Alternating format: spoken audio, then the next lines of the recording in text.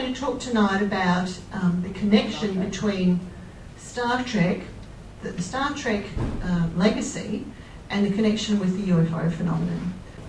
Leonard wrote a book saying, the title of it was I Am Not Spock. And I think what he meant by that was, I'm Spock. I can't say it strongly enough. Thank you, thank you, thank you, and may each and every one of you live long and prosper.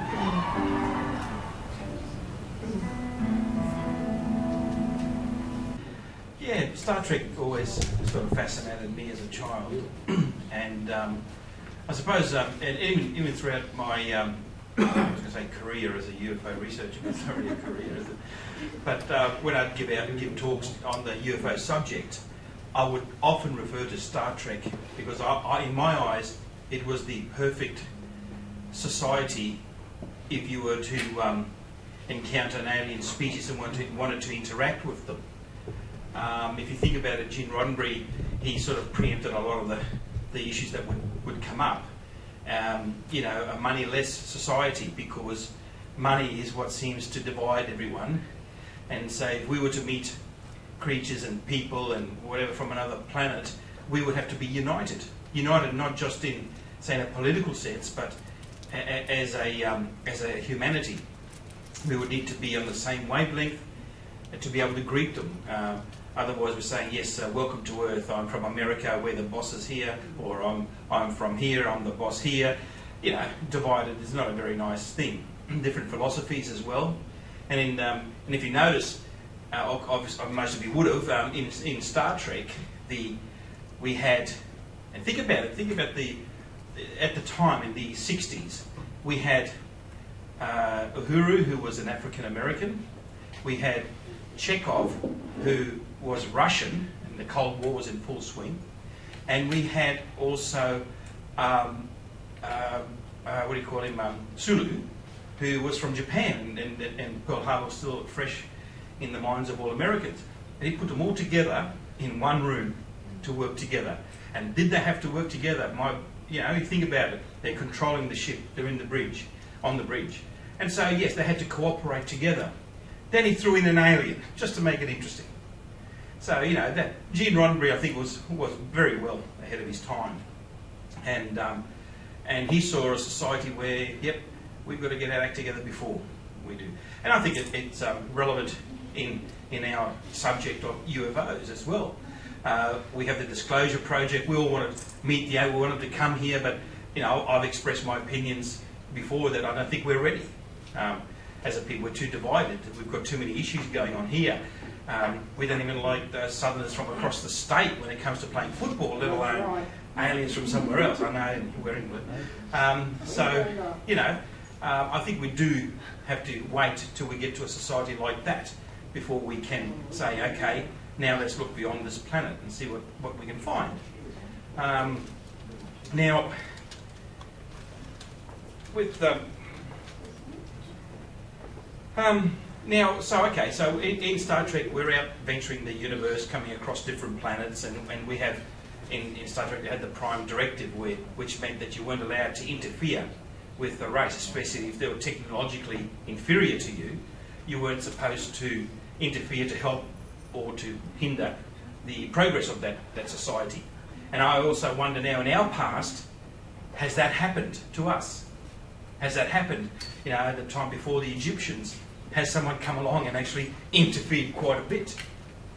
By all reports, this Prime Directive seems to be only in the Star Trek series, because if you listen to some of the reports that we get from people who have had encounters, there's nothing Prime Directive about it. It's I want to communicate with you in my way. You're going to do it whether you like it or not. In that sense, it's a little bit unfortunate. So I'd like to think that if we have a different approach, if we're visiting another planet. Now, just out of curiosity too, how many people have heard of Gene Roddenberry's association with Phyllis Schlemmer? Okay. It's good. It's I did a little bit of a. Cheryl was telling me about it. I'm a Trekkie. My best friend here in Brisbane is the representative for all Australia for the Trekkies, and he goes overseas to the big conferences, and he actually met Gene Roddenberry, and he's done that. So he's got a few contacts. And I asked him about this. He knew nothing about it, and neither did any of his American colleagues in America that are Star Trek fans. So it's interesting that it's within certain circles, it's quite an interesting concept, but not in the Star Trek world, it's not heard of. So that's interesting. The real McCoy. Oh, that was very good, Craig. That was very good. I don't even think she knows what she's said there. Anyway. Dr. McCoy. That's. So you're going to polite us about that? I was going to say, you're going to tell them what they don't know. Well, I didn't get any further. My point was that there was no information. But no one in the Star Trek community knows anything about it. So it's in the New Age or esoteric world, everyone knows plenty about it, but out there, no. But the story goes that Gene Roddenberry went to see Phyllis and was getting readings somehow, was that correct? Yeah, she was a medium. A medium, and sort of feeding information to Gene Roddenberry about other planets, other cultures, etc., etc. So, but unfortunately, I couldn't get anything from the Star Trek community on this. Yes, She was doing that from a group of extraterrestrials who claimed to be the Council of Nine. Council of Nine, that's right, yeah. Yeah, so it's interesting to follow up, so if you've got time, by all means have a look at that. But it's interesting too to see, I was talking about this Prime Directive thing. How many watched the last movie of Star Trek? Okay, a few. Okay, so in that scene there, it opens up that the crew was on the planet to quiet down a volcano, let's say, and there was a race of primitive people on the planet, and they had their deities, and they had a piece of cloth with something written on it, and they were sort of praying to that, and they were chasing through the woods, and the Enterprise, which was underwater, lifted up out of the sky, out of the water into the sky, took off. So then they immediately changed their gods to the Starship Enterprise.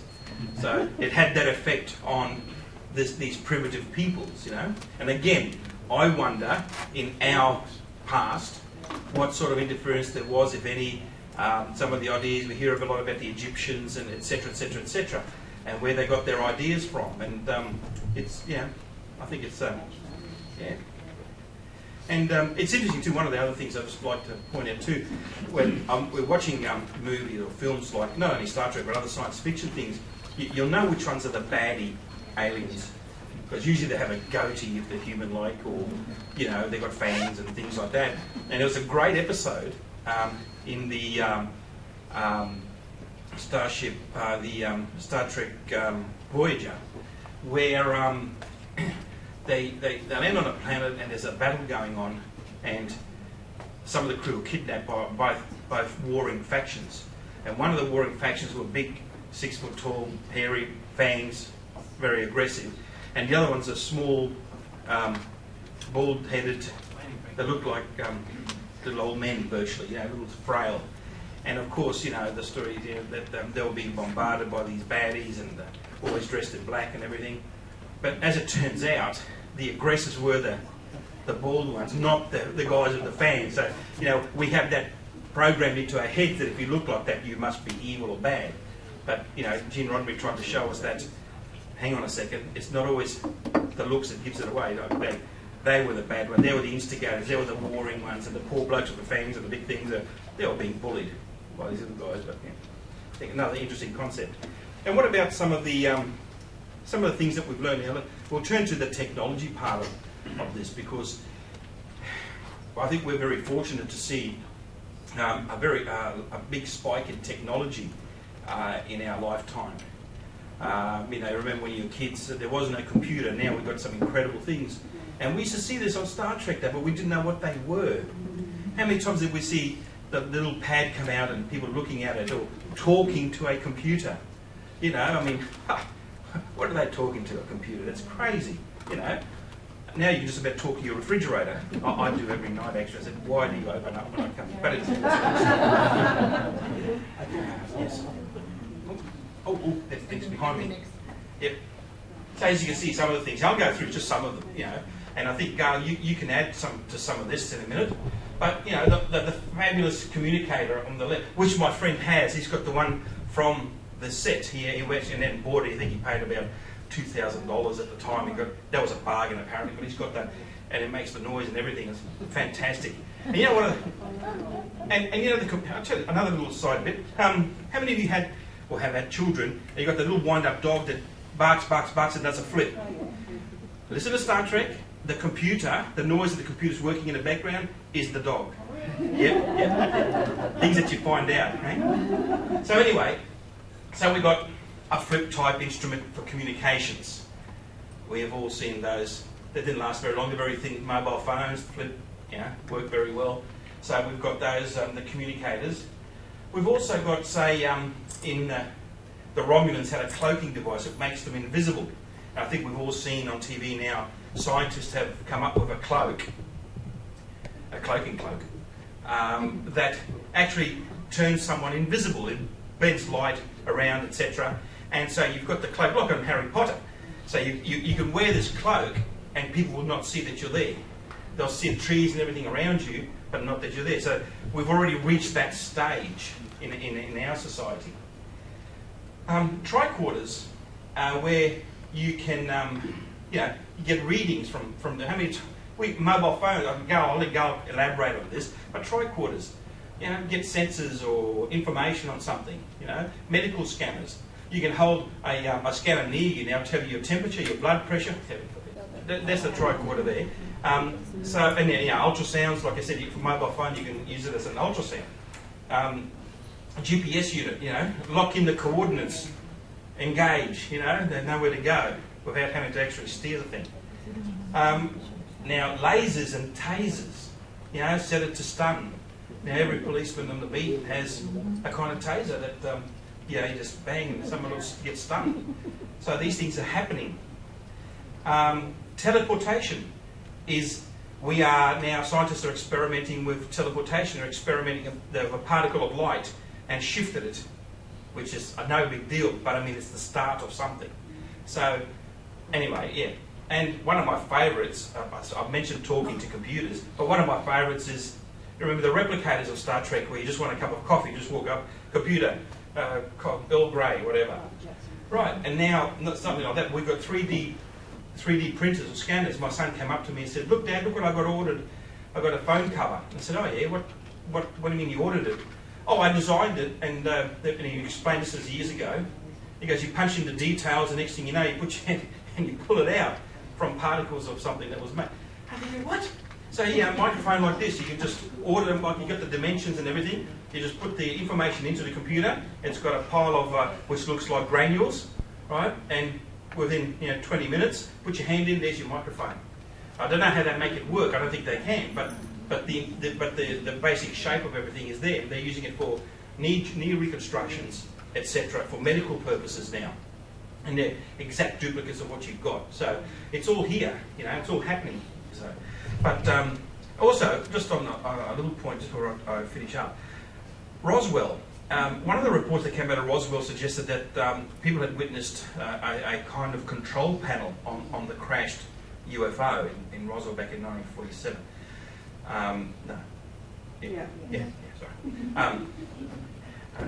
And all they said it was like almost like two handprints inside, pressed into the dash, and they didn't know what it was. But I think we got an idea now that it could be some kind of mind control for the craft, and that's something else that's been developed.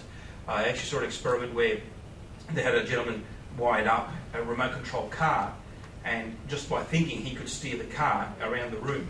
So we're getting to that stage, and people in wheelchairs now they're trying to get the technology so they can manoeuvre around the place without having physical controls, But all this, I suppose, begs the question, all the scientific discoveries you see, all this there, do we really give too much credit to the scientists?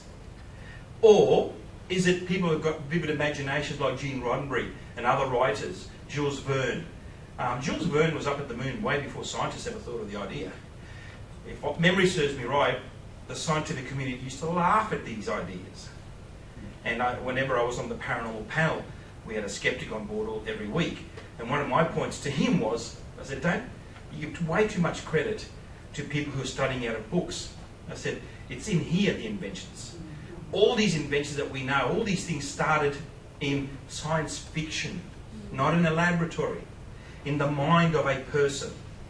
And I think we should remember that too. People like Gene Roddenberry and others have contributed a great deal in us. Isaac Asimov, wasn't it? No. Arthur C. Clarke has been accredited with the invention of the satellite. Orbiting our planets, all the satellites. It was his idea, his thing, see. And scientists sort of go on and create something out of ideas. And that's why they keep telling us that time travel is impossible. Well, we all talk about it all the time. Eventually, they'll come up with something and say, hello, it is possible, and I'm going to get $1 million grant because I've come up with the idea, you know. We have to put up with that. It's like when UFOs come at outside City Hall or something, and the crowd gathers, and who will be the people pushing their way to the front? The scientists go, let us through, we're scientists. We have the right to speak of these. Mate, for 30 years you've been giving us, you know, yes, thank you, for trying to believe in these guys. Now that they're here, you want all the credit, you know?